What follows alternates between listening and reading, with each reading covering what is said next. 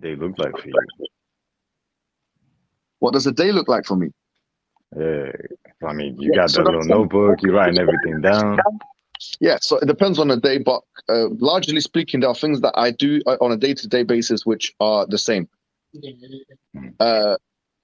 Some of them I can't mention. No, I'm only joking. So basically, the things that I do, that I try and do, I try and because I had the pulmonary embolism, okay, I couldn't do martial arts and still basically cannot do any heavy martial arts for some time, right? So that's one thing that I'm gonna come, inshallah, back into.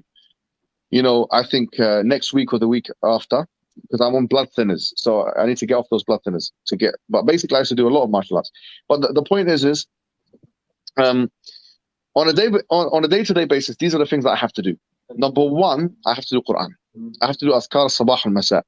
So I think at my height, I had a daily plan of doing 1.5 hours of Quran, either hifdh or muraja'at, which is basically going on. And basically, this is the most important thing. If you don't have Quran in your day-to-day, I think, life, then quite frankly, you're not following the Sunnah. You cannot really be a da'iyah, because what are you going to give the people? You know, the Prophet ﷺ, he said, خَيْرُكُمْ مَنْ تَعَلَّمَ الْقُرْآنَ وَعَلَّمَهُ. The best of you are those who learn the Quran and teach it. The Quran itself states that وَلَقَدْ يَسَّرْنَا الْقُرْآنَ لِلذِّكْرِ فَهَلْ مِن مُدَّكِرٍ. We have made the Quran easy for remembrance, so who's going to come and remember it? Allah has made it easy. You know, it's one of the things which Allah has actually made so easy for the people is Quran, to memorize it, the Quran, to understand it. To Ibn Jazari said, "Al-akhdhu bit-tajweed hatmun lazim man lam yujawwid al-Qur'ani athimu بأنه به إلينا وصل وهكذا به إلينا أنزل," or something like that. That basically doing it with tajweed. And he says that some people that don't do Quran with tajweed is a sinner. Ibn Jazari, one of the greatest scholars. And the Prophet Muhammad ﷺ, he said on this matter, he says, "Al-mahiru bil-Quran مع السفرة الكرام البررة والذي يتتعتع فيه وهو عليه شاق فله أجران." That the one who is proficient with the Quran is with the high and lofty angels, and the one who finds it difficult, listen to this one, the one who finds it difficult and he is to pronounce the words and so on, he gets 2 rewards. That person gets 2 rewards. And the Prophet Muhammad ﷺ said in the hadith, he said, لا أقول ألف لام ميم حرف. He says, I don't say ألف لام ميم is one harf. ولكن ألف حرف ولام حرف وميم حرف وللحسنة عشرة أمثالها. The alif is a harf, 1 letter, and lam is a harf, 1 letter, and mim is a harf, 1 letter, and for each letter is 10 rewards. Now we know there's 77,000 words in the Quran, and of them probably the average amount of letters is 5 to 7. Let's say 7. So 77,000 times 7 times 7. Let's just say 7 times 7, which is 49. So that's what 4,900,000, something like that. Rewards, like 5 million rewards from reading the Quran one time.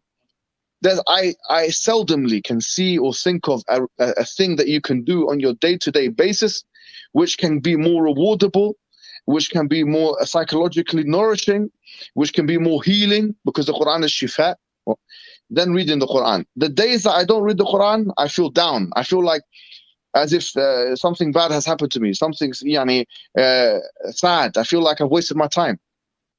Sometimes I read other books, and those other books I feel sometimes sad, because I'm thinking, why am I reading this kalam al-bashar, the human beings' words, then rather than the kalam of the human beings?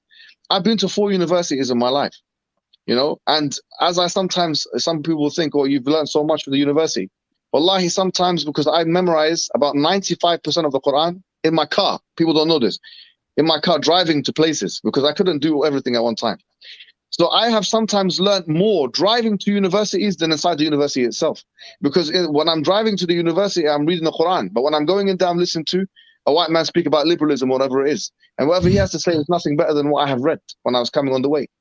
So as I say, reading the Quran, if you don't put the Quran as a centerpiece of your life, then there's no tamyiz, there's no difference between you and everybody else that is basically like in society. You have nothing to offer.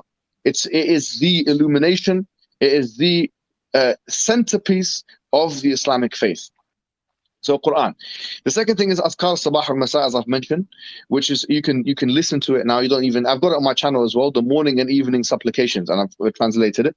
So if this is something which the Prophet ﷺ used to do all the time, and some of those supplications are worth so much reward that it's beggars belief that people actually forego this on a day-to-day basis. It beggars belief, really, to be honest with you.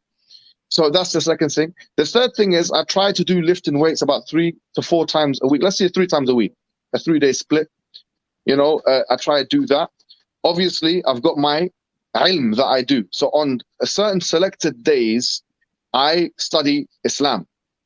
And I've got about 4 or 5 very close teachers which I study with them. I study Bukhari on certain days. And to be honest with you, Bukhari, we're going through a Sharh al-Qastalani, which will take about 7 years to complete.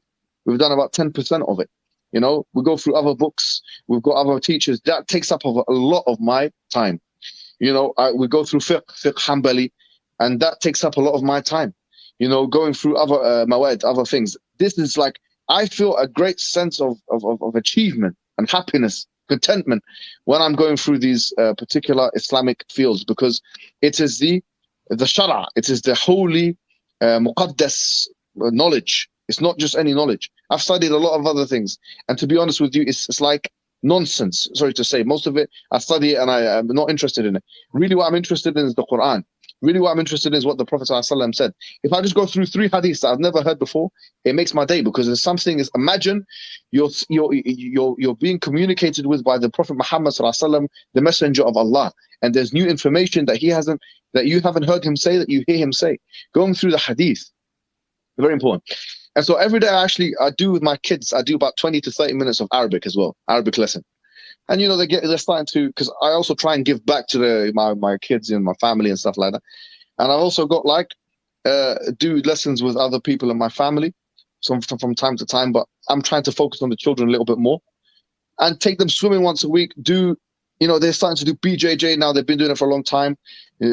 Play fight, rough and tumble play or whatever. I do a lot of that with them. So there's a family time. I do a lot of family time stuff. Obviously we've got filming. We come and we've got filming about 3 times a week. I've got teaching, which we do about 2 to 3 times a week. So that's basically it. I can try and break it down. And when I was doing martial arts, I would do that. I'd try and do that 4 times, maybe 5 times a week, depending on the week. So that's basically really it. And I try and break it down and change it up. But then obviously the schedule starts building up, and I do what I need to do. But the staple things that I do on a day-to-day basis, which wherever I may be in the world, I will do, is the Quran. It is the Azkar. It is the muhasabat al-nafs, or the accountability, self-accountability. It is something to do with the body, so some exercise, something like that, and so on. MashaAllah. It's proper, bro. I definitely have more questions, but I want to open the floor up to the other 2 brothers here, just in case they have anything else they want to add. Alhamdulillah. There's one thing on my mind right now. What are your advice to fathers?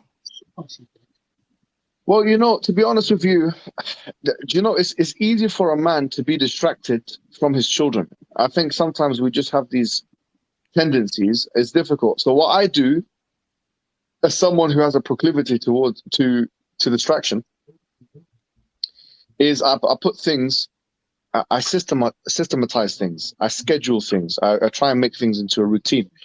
So my thing is, with your children, first of all, you can spend years and years and years of having children and then not giving them their rights. So the way out of that is to have a routine with the children, a daily routine, a weekly routine. My routine with the children, as I mentioned, I got the Arabic lessons I do with them. I've got the kind of rough and tumble play. I take them swimming once a week. I take them out. Sometimes I take them out, but that's less often. You got to do things like that. You got to put that in, because if you don't, then you won't have that influence on your child. They will not be attached to you. You will. And by the way, it's very important to note that you spending time with your kids is not a favor to them. It's a favor to yourself, because in fact, what it does is it activates endorphins in your body, and it does things for you from a mental health perspective, which elevates your state. So if you try and eliminate that part of your life, you're only doing that to your own discredit and disfavor. So my point is, sometimes we can be selfish as fathers, but if you are of that type, you have to systematize things, you have to schedule things, you have to make things routine, and that is in your favor, because at the end of the day, it's one of the greatest adornments of the dunya. Al-mal wal-banun, zinatul hayat ad-dunya, as the Quran states, that children and wealth are the adornment of this life. If you can't even make use of that, then the problem is with you. You're only harming yourself.